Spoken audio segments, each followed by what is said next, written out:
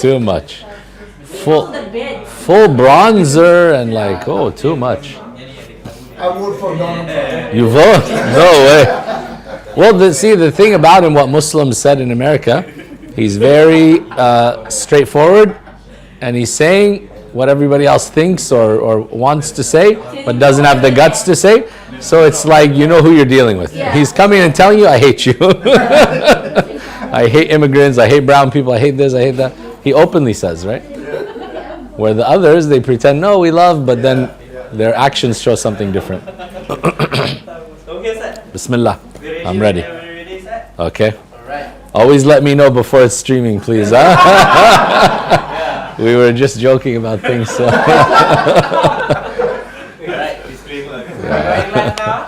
Okay. 4, 3, 2, 1. Assalamu alaikum wa rahmatullahi wa barakatuh. Welcome, brothers and sisters. This is level 2. My name is Shareef El-Arbi. Today we are taking your questions, and these are questions I think that people have raised recently. So today's is somewhat linked to what we were talking about in level 1, or what we will continue talking about in coming weeks in level 1. So the question is, what is a mahram and what are their responsibilities, if any? So for those in the class, how many are familiar with the term mahram? Have you come across this word before? You have, okay. Bismillah, walhamdulillah, wassalatu wassalamu ala rasulillah. We start by praising Allah subhanahu wa ta'ala, and may Allah send His peace and blessings upon His last and final messenger, sallallahu alayhi wasallam. A mahram, the word mahram is an Arabic word that you can see they're similar to the word haram, for example, right? Muharram, the thing which is forbidden. So mahram has the meaning of a person in your life who is related to you in one of a couple of ways, which we'll talk about, that you are not allowed to marry. So for a man, this would be their female relatives. For the female, this is her male relatives. These are people who it's forbidden for a person to marry. And that could be due to blood relations, meaning, for example, your sister, your mother, these kind of relatives that are related to you through blood. It can be due to marriage.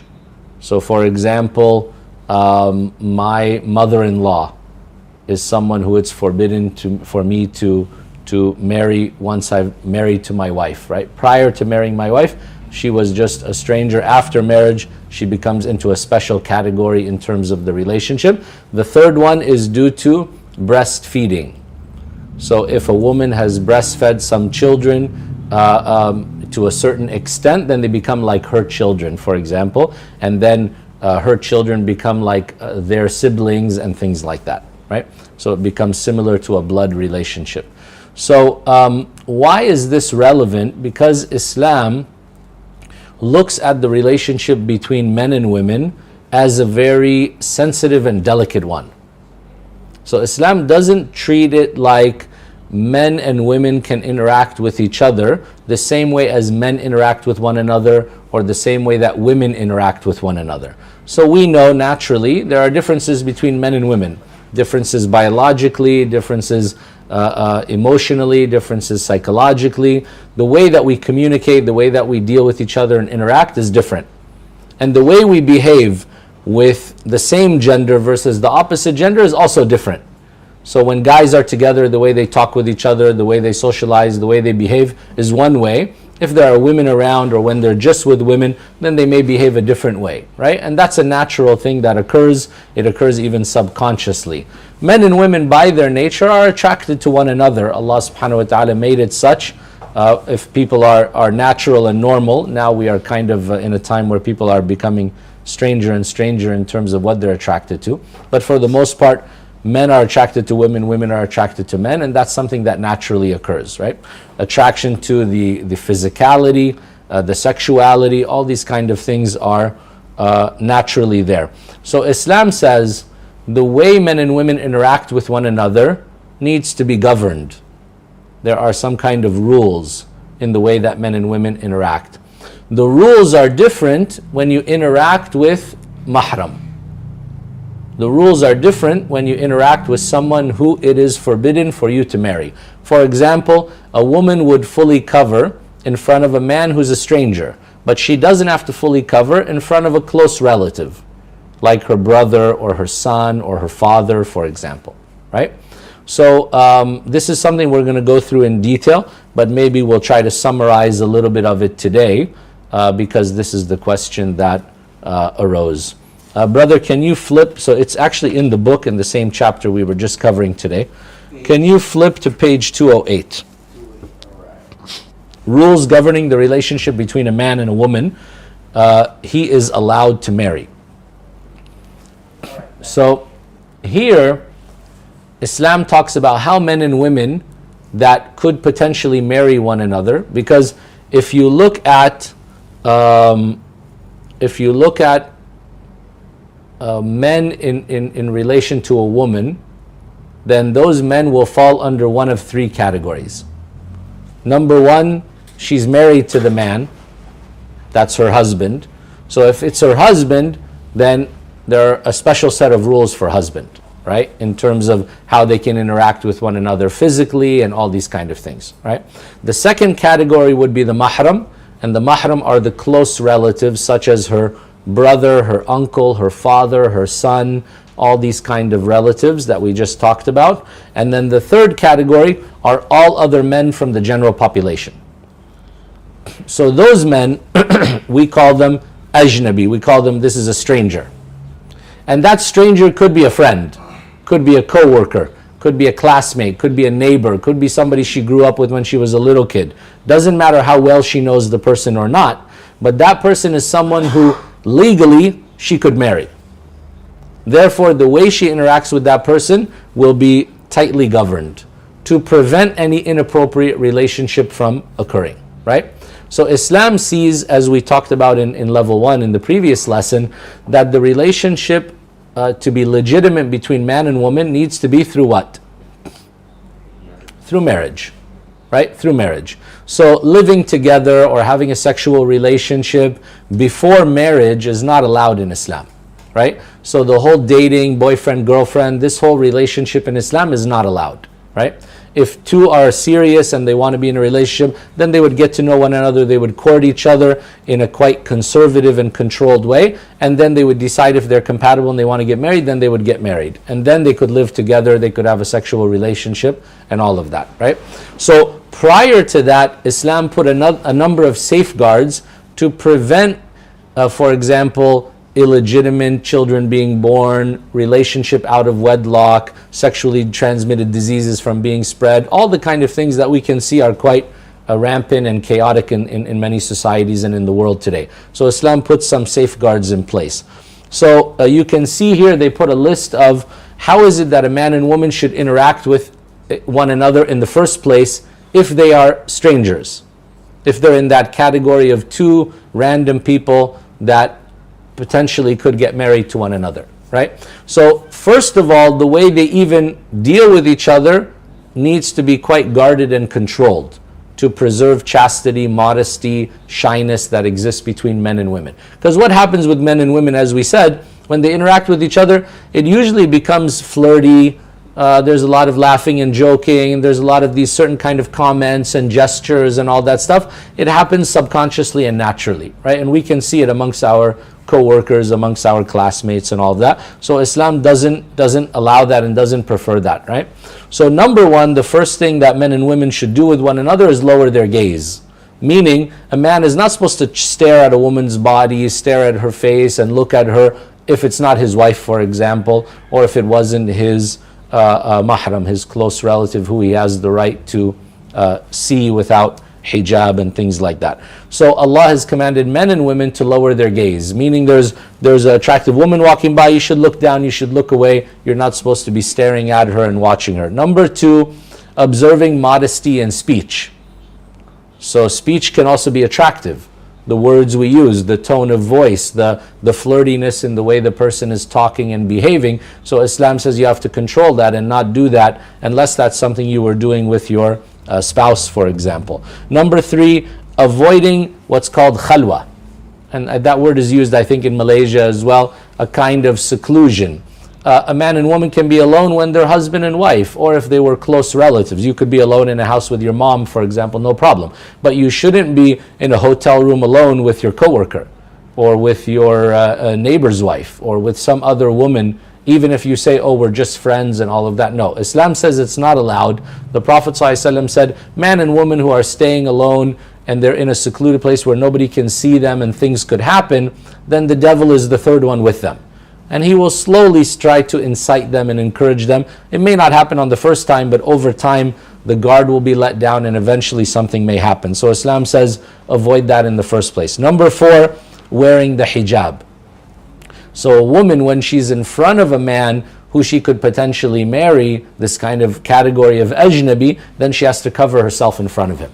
So she wouldn't go out in front of him in shorts and a t-shirt or a tank top or whatever we see women wearing outside today. She would need to cover herself up. And that means covering her entire body in a way that is modest. The clothes are loose, the clothes are not see-through, and that should cover all of her body except for her hands and face would be optional.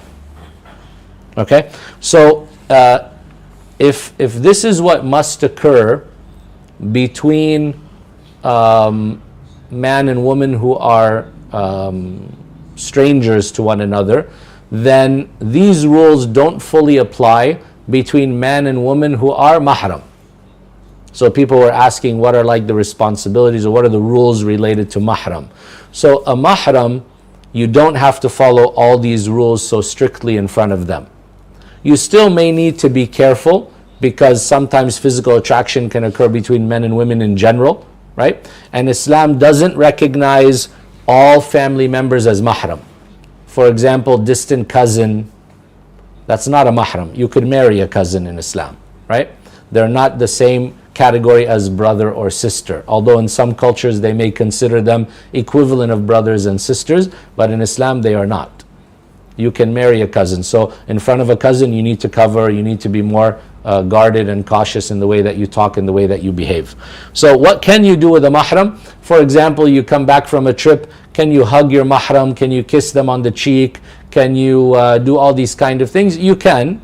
There's nothing wrong with that Islamically, as long as there's no inappropriate desires accompanying that. If there were any inappropriate attraction or sexual desires, then you would avoid doing such things even if the person is a close relative, right? So between the man and woman who are mahram, then these kind of rules like wearing the full hijab and all these kind of things don't fully apply. We spoke last week about the hijab of a woman in front of different categories of people. It differs, right? A woman doesn't have to cover as much in front of Muslim women as she needs to in front of her mahram. She doesn't have to cover as much in front of her mahram as she does when she's out in public, right? That's when she would wear the most full covering and conservative covering and so on. Now, here they said, what are the responsibilities of a mahram? The reason they would ask this,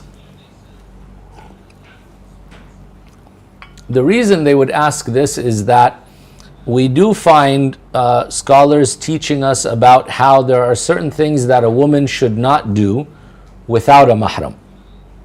For example, the Prophet ﷺ talked about it not being lawful for a woman to travel for 3 days without a mahram.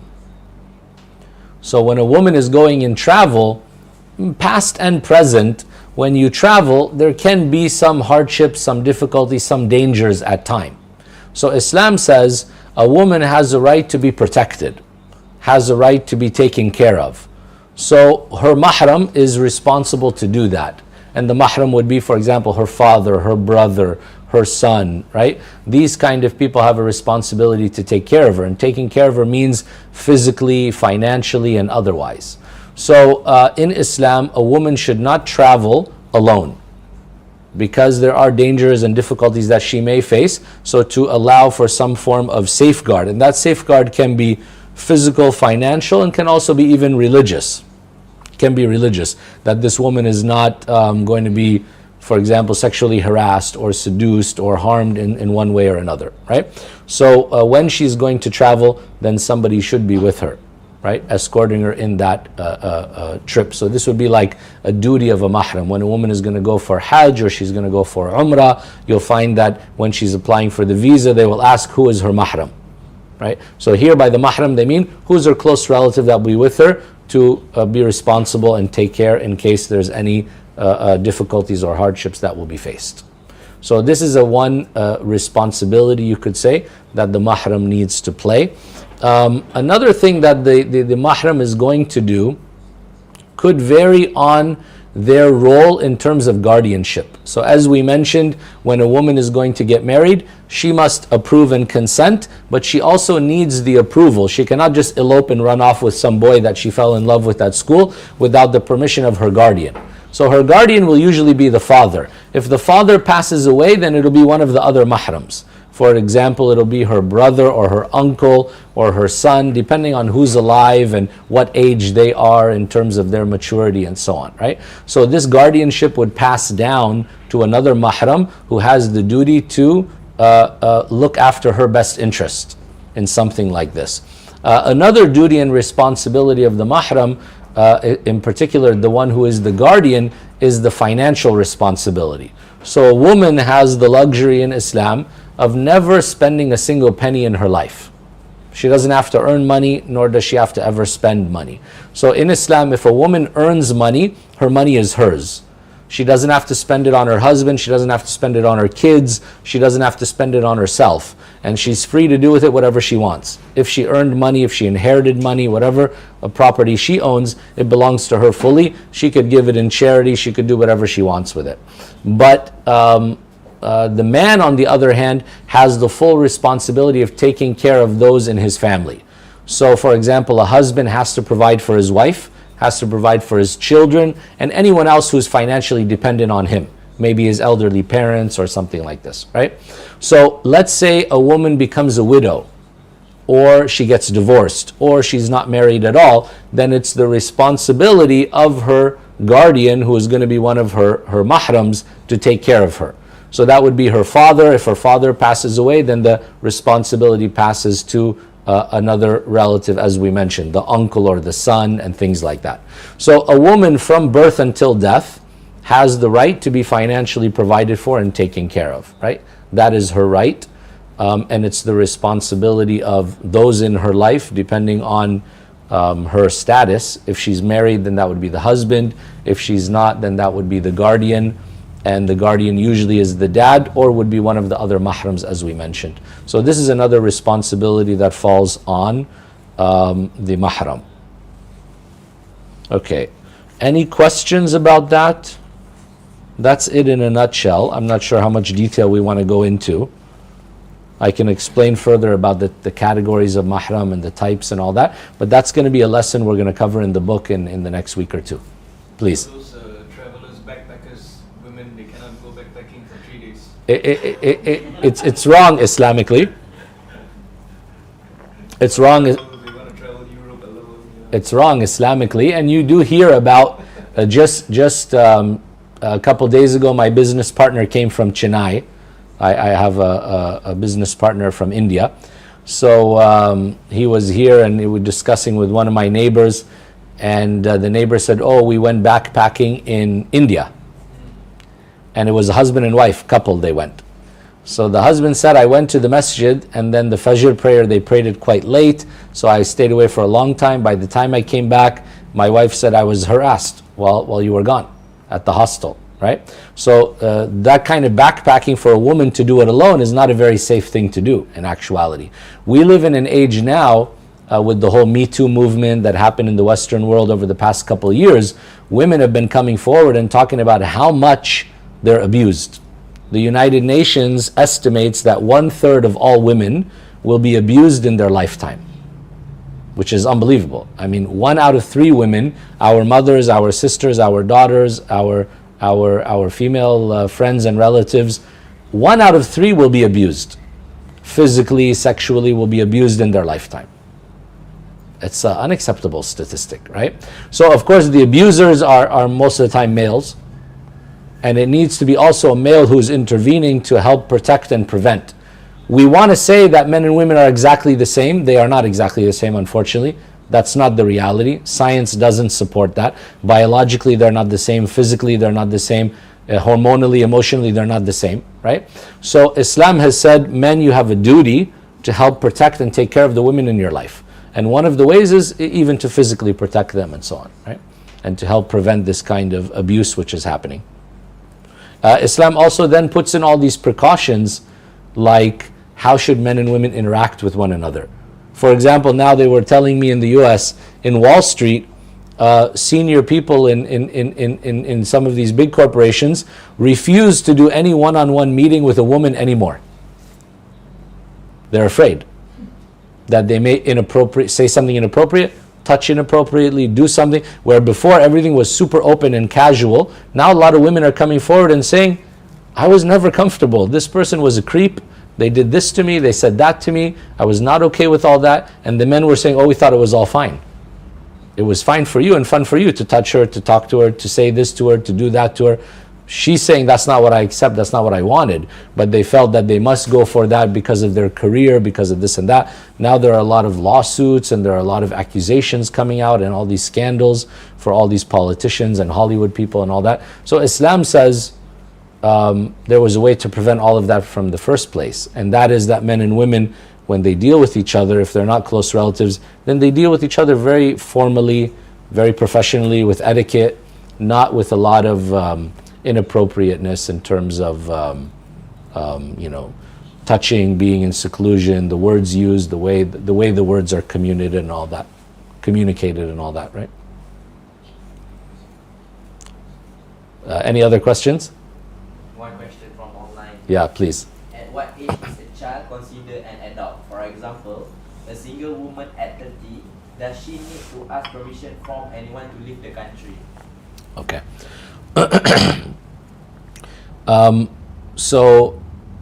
For children, there are two ages that we usually look at for them. One is called the age of Tamiz. And the age of Tamiz is an age in which a child can differentiate between right and wrong and how to do things. And that's the age where we usually will start to teach them how to do things and hold them accountable. For example, the Prophet ﷺ said, when your child reaches the age of 7, then you would start to teach them how to pray, because they have enough capability to understand and to know what to do. And by age 10, you would then hold them accountable for the prayer and discipline them if they didn't pray, right? You'd give them 3 years, take it easy, they're still a child. By the time they're 10, it becomes more serious. Now, adulthood in Islam is the age of puberty, and puberty has its clear signs. Physical manifestations like hair growing in the pubic area, like for a female getting her period or menstrual cycle. For a male, it may be other signs, change of the voice, a kind of sexual desires that change. So there's clear signs for puberty, and it's different ages for boys and girls, different ages also in different parts of the world, because climate and other things, it seems, influence that, how early it comes. But it can happen for people as young as maybe 12, 13, 14, 15, by 15 for most.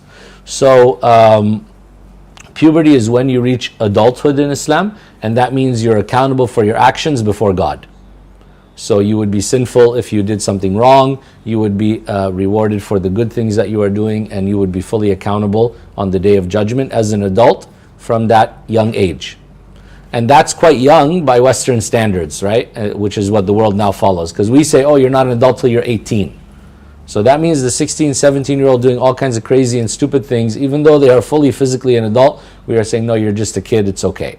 No, Islam doesn't recognize that, right? We need to hold teenagers accountable, and they should begin to feel responsible and make right decisions and hold themselves accountable for what they do. Now, for a woman, the idea again is that she should not travel without a mahram. So the issue is not so much about permission, the issue is about she needs someone to go with her when she's going on that journey. That would be the right way. Some scholars have made a concession for short travel in this modern day and age, because now you can fly around the whole world in a few hours. Right? So you could be on a plane, you could travel very long distance, and 4 or 5 hours later you're already there. So some scholars said this kind of travel, if her mahram takes her to the airport and someone receives her at the other end and it's 100% safe and guaranteed, then some have allowed such a thing and considered it not to be sinful, and that's because of how modern day travel has changed. At the time of the Prophet ﷺ, you're going to travel by foot, by camel, by horseback. You're going to go for long distance, and then there's highway robbers, there's marauders, there's a lot of things that you need to worry about that a man may need to actually use weapons and fight off. And it would be very dangerous if a woman was completely alone in such a situation, right? So some scholars have looked at it from that angle, that if safety can be guaranteed, if the time period is quite short, then it would be okay, right? But to be on the safe side, it would be preferable that a Muslim woman doesn't travel without a mahram. So if she needs a mahram, then the mahram could be, again, any one of those kind of relatives, like her brother, her uncle, her son, her father, and so on. Does she need permission? Now, it depends on her relationship and what her status is in life. If she's married, for example, she should not just travel and leave the country without her husband's permission. No, that would not be acceptable in Islam. You can't just get up and walk away from your family and go, and then the husband calls and you say, hey, I'm in another country. Good luck, you and the kids will be fine, right? So that doesn't work in Islam. The husband is the head of the household, and there's some kind of a control in the way that the house functions.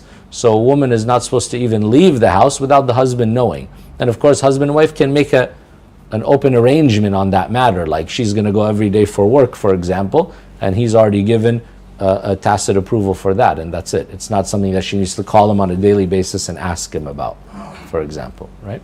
But there is some kind of a control, and things are not just fully open and loose the way it is in the Western world. The Western lifestyle is not something that we should admire or idolize, because we can see all the problems it's caused for them. You know, the way that they live has torn apart and destroyed the family. There's no more respect, there's no more etiquette, and as a result, it's caused a lot of harm and hardship for people, right? Allah knows best. Yeah. Thanks for the explanation. Jazakallah khair. Any other questions or comments No any comments. on this topic, or any other one also is fine? We still have a few more minutes if you guys want.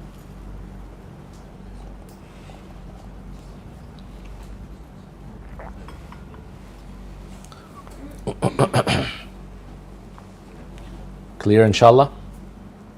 Okay, did we learn something new? Yeah, please. Because I met a friend, Yeah. a friend. Yeah. He's practicing Islam. He received his shahada. Yeah. But this person, he's homosexual. So I'm hearing from my friend that he's having hardship to be accepted Yeah, in the community. yeah, But from what I heard as well, I can perceive that he's something that is somebody who is practicing out of sincerity of his heart. yeah, And I wouldn't know what will be maybe for that person to come to classes, although I advise him to come and talk to you or talk to Shareef. yeah, He might get more and better feedback. But yeah. how should that person feel about it? You know, when he's very sincere, accepting the religion, accepting Yeah. Allah, but at the same time, his sexual tendencies Yeah. are something that are not accepted in the religion. How should he feel about it? Okay. Good question. So the question, we're repeating it for our online viewers. The question is, someone has already converted to Islam. They identify as homosexual, and they don't feel comfortable in the community as a result of that, right? And they're not sure what to do or how to interact in the Muslim community. Is that the question? Yeah, because there's a part that I kind of, from the feedback I got, that Yeah. he's hating himself in a certain way Okay. for being the way he is, Yeah. which is not accepted in Islam. Okay. And I think there's like an internal a debate. Internal struggle for him. He feels conflicted about his sexual orientation versus what the religion teaches. Okay. So the way we look at this in Islam is that homosexuality is not a correct lifestyle or practice. And therefore, as a result, anyone who feels such tendencies or attraction is not allowed to act upon it, right? So it's one thing to say, I feel homosexual tendencies, and it's another thing to say I live a homosexual lifestyle, right? So someone who has a male partner and is engaging in this kind of sexual behavior. So this is now, they are acting upon and fulfilling those kind of desires. Because even if we were to look at it in a heterosexual perspective, we just talked about how sex needs to be within marriage. So for a male to want to have sexual relations outside of marriage, it's forbidden. Now, to have the desire is one thing, to act upon the desire is another, right? When does a person get sinful or punished for the crime? It's when they act upon that desire. So having a temptation or having a whisper from Satan to tell you, think about that, go and do that, is one thing. Acting upon it is another altogether, right? And what God would punish you for in the hereafter, or what even the Muslim society, if there were Muslim laws in place, would punish you for in the worldly life, would be acting upon that. Similarly, a person may have an attraction to want to drink alcohol or to want to use intoxicants and drugs. So wanting to do it is one thing, actually doing it is another, right? And that's wherein lies the problem. So what we tell somebody like this, because there's this debate, are people genetically gay? Is there a gay gene? And science says no, there is not. There's no proof to prove that there is a gay gene and that someone is born gay, right? They also want to debate about alcoholism, for example. Does someone have a genetic predisposition to be an alcoholic?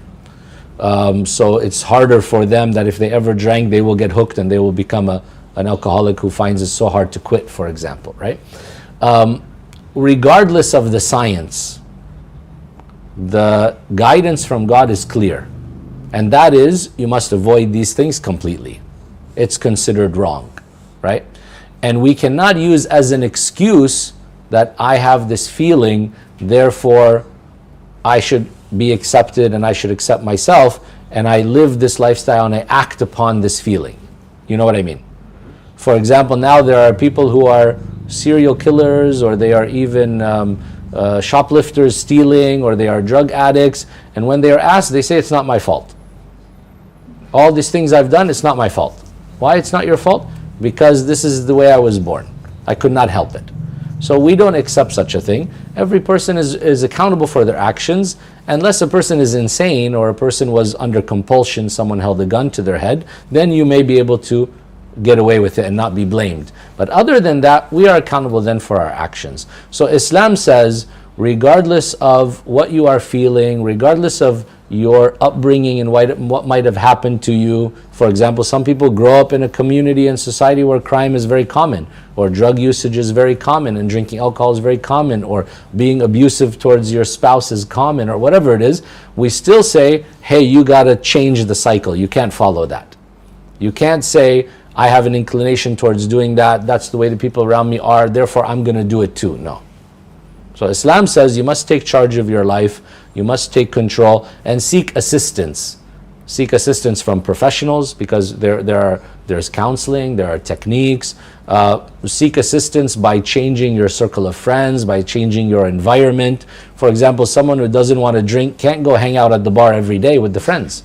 And they're all drinking, and then they say, I don't understand why I'm drinking. You know what I mean? So this would be the kind of advice we have.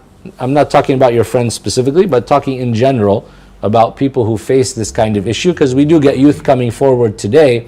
We live in a world where people are like confused, because it's being pumped now from a young age. I mean, they are putting it in Blue's Clues, the cartoon for a 2-year-old.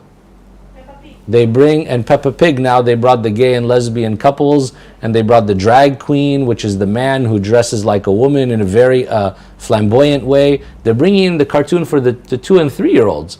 So when you normalize it from that young age, then the child grows up. One of my friends in the US said the 8-year-olds in the second or third grade class, 50% of them in one class of like 20 or 30 students said, we don't know if we are boy or girl. 50% of the class. What? 5-10 years ago, everybody knew you were a boy or a girl. It was a normal thing. Rarely, it's 1 out of 30,000, 1 out of 60,000 that has this gender dysmorphia. where they come and they feel like really confused. Am I a boy or girl or not or whatever? But now it became like every other celebrity's child and every other famous person is coming out and saying, I want to be called they or he or she or it, or it's a chaos. It's a chaos. So Islam is saying this thing is wrong, so recognize it as wrong, because once you recognize it as wrong, then you try to take some action to prevent it. You know what I mean? But if you are in this mindset, which is happening now, I can see in Muslim communities in the Western world and other places, they're trying to push for a normalization. And that's problematic. Because if we normalize something which God considers to be sinful or a crime, then we are not trying to avoid it. Like if I normalize alcohol, hey, in America everyone drinks alcohol, so what's the big deal if Muslim drinks alcohol? Just don't get drunk. Just don't do drunk driving, for example, right? Then I'm changing laws. I'm changing God's law, and I'm saying the lawful is unlawful, the unlawful is lawful, and that's wrong. That takes me out of Islam. So what the advice to anyone who has this kind of inclination is that you have to recognize it's wrong and accept that it's wrong, that God has made that thing wrong. Whether a person is attracted towards it or not doesn't matter, right? It's still wrong.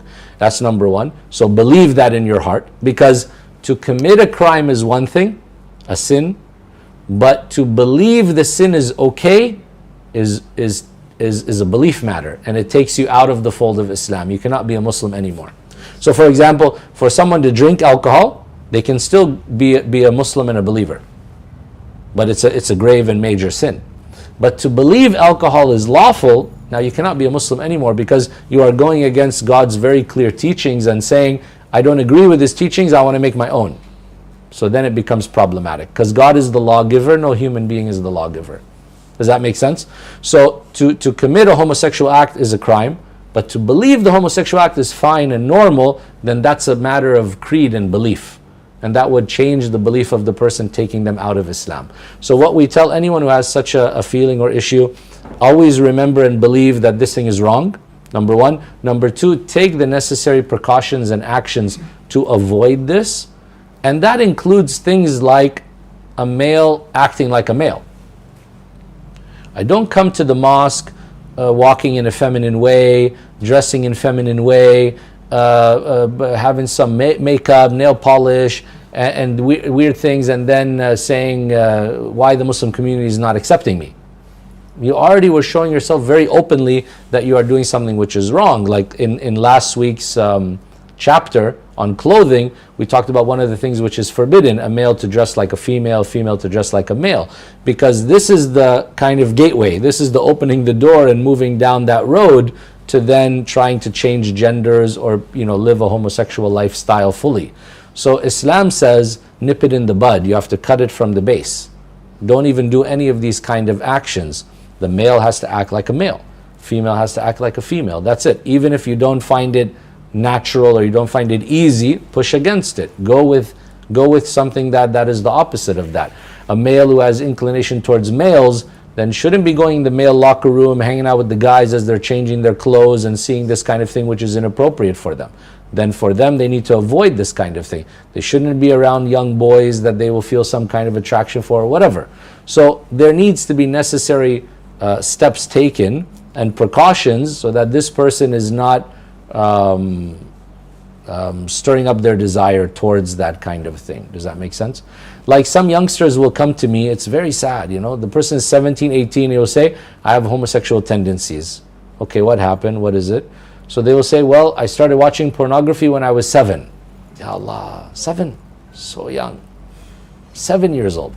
Then I was watching the normal thing. Then after some years, I migrated into the more unacceptable things, right?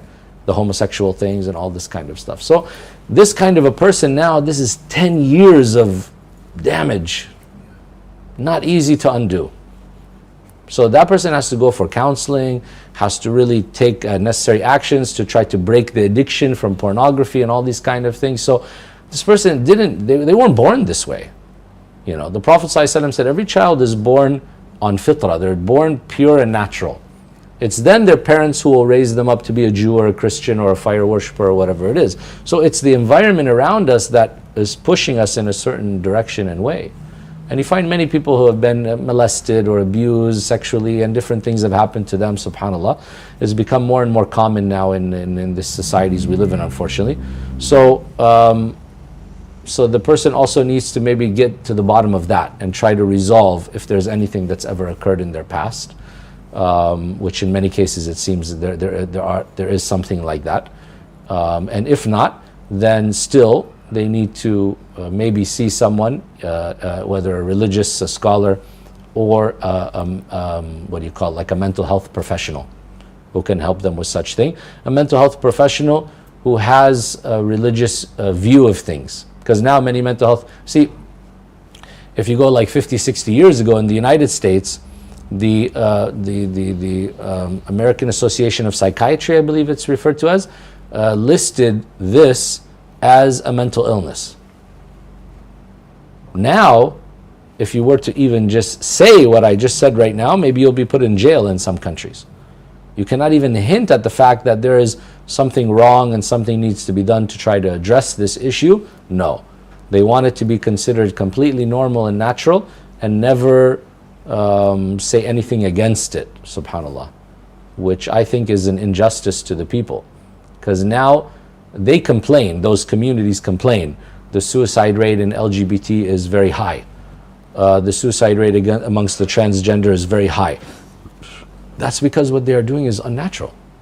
That's because they are hurting themselves. There's a whole community now of transgender people who are online trying to push youth not to become transgender because they regret it. So the male became a female and did surgeries and all this at a young age. Their parents gave them green light. They are saying, what parents allowed me to do this when I was a kid?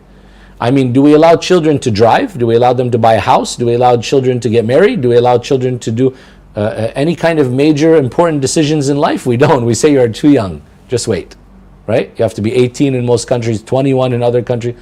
But then change the gender. 6 years old, 5 years old, 8 years old, 10 years old, they can go and do some life-changing thing, and the government said, don't you dare even hint to them that they can't do it. What? But parents are stopping their children from doing things all the time because we know that they're still not ready. They don't understand the full ramifications of what the heck they're doing. But this thing, we are letting them just to go like that.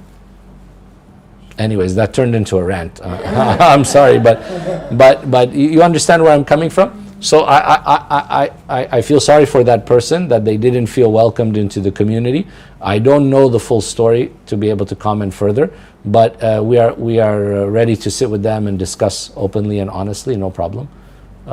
We accept everyone who is believing in Allah and wants to be a Muslim. They are more than welcome. Every person has issues. None of us are perfect. All of us have sins, all of us have maybe even addictions and problems we have to give up, but we have to recognize that that thing is something that we want to change. That would be step one. If we don't think that it's wrong, because you're saying the person is hating themselves. The idea is not to hate yourself, but to recognize that there is something which is wrong and I want to fix it. I want to change it, right? And we as human beings want to be in a cycle of continuous improvement. Meaning I should never settle for who I am today and where I am. I should say tomorrow I can be better and there's something I can improve and I can change. Either good things I need to do that I'm not doing, or bad things that I'm doing that I want to try to stop doing, right? But they also need to then control, like we said, not coming to the mosque in a flamboyant way and then saying why the people are acting weird towards me or pushing me away. It's because of that, right? In some societies, if anything, it's too open and welcoming. I mean, when my family and I came from America 15 years ago here, we were shocked as we went to the mall and we saw what seems to be like a Malay, a Muslim male dressed like a woman. And then my children come to me and say, Baba, this is a he or a she. What's going on? Right? And that person is working in the perfume section or the women's section and so on. And you really get the sense like, okay, long hair, but I think this is a male, but I'm not 100% sure. It's very strange. And so what is their family saying to them? What is the society saying to them? If we're not making them sense that, hey, this is wrong and unacceptable, also we have done something wrong. This is an injustice. This is like a disservice we are doing to them to tell them what you are doing is acceptable and fine, please proceed. No, when something is wrong, we have to call it out and say, that's wrong, don't do it, right? Don't do it. It's not a good lifestyle. It's not the right thing to do. So also just staying quiet and not ever wanting to like make the person feel uncomfortable or never want to make them feel that there is something that needs to be changed is wrong in Islam. We should enjoin the good when there's good that needs to be done and people aren't doing it, and we need to forbid the evil. If someone is doing something wrong, we need to tell them that it's wrong and encourage them not to do it. Allah knows best. Did that address for you? Yes. Yeah? Thank Okay. you for your knowledge. Yeah, thank you so much. Okay, I think we end there. Our time is up, inshallah. Jazakumullah khairan. Subhanakallahumma wa bihamdik. Ashhadu an la ilaha illa ant astaghfiruka wa atubu ilayk. Walhamdulillah wa salatu wa salam ala rasulillah. Assalamu alaikum wa rahmatullahi wa barakatuh.